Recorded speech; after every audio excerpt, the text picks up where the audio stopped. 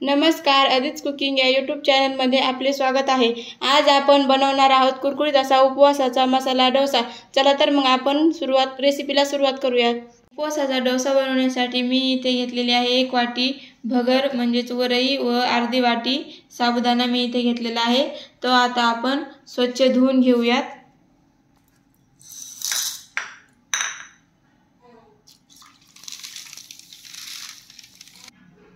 तर मी इथे साबुदाणा व भगर स्वच्छ धुवून घेतलेली आहे। आता आपण यामध्ये पाणी घालून एक 6 ते 7 तास भिजत ठेवायचा आहे किंवा रात्रभर आपल्याला भिजत ठेवायचा आहे। तर मी इथे भगर आणि साबुदाणा रात्रभर भिजत ठेवला होता।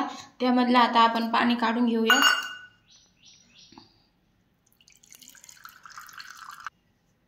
आणि आता आपण मिक्सर मध्ये याला छान बारीक दळून घेऊयात।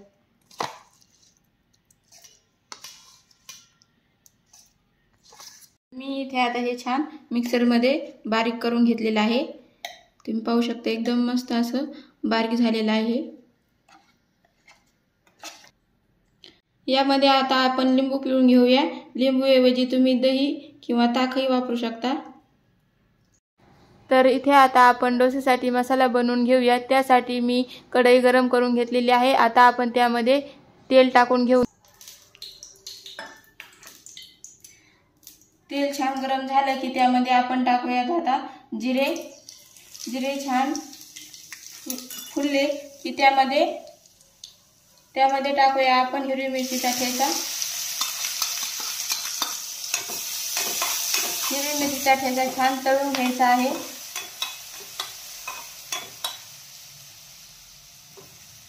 हिरवी मिरची छान तळली की त्यामध्ये मी इथे उकडलेला बटाटा छान फोडी करून घेतलेला आहे।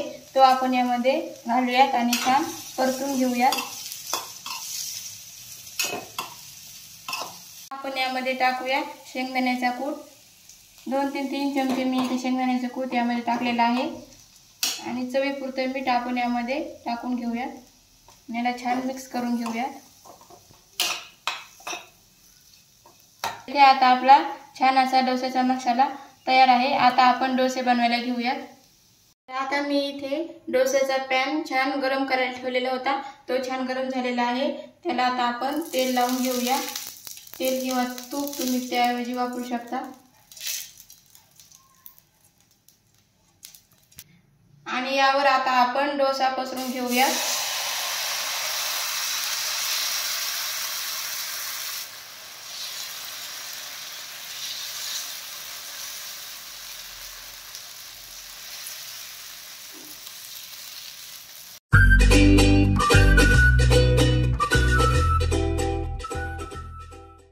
तर इथे आता आपल्याला डोसा छान सोनेरी रंग येईपर्यंत भाजून घ्यायचा आहे।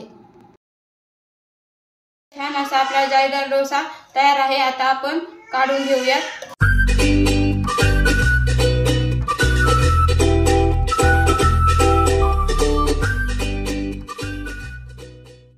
या पद्धतीने इथे आपला छान असा कुरकुरीत मसाला डोसा तयार आहे। व्हिडिओ आवडले असल्यास लाईक आणि सबस्क्राइब करायला विसरू नका। धन्यवाद।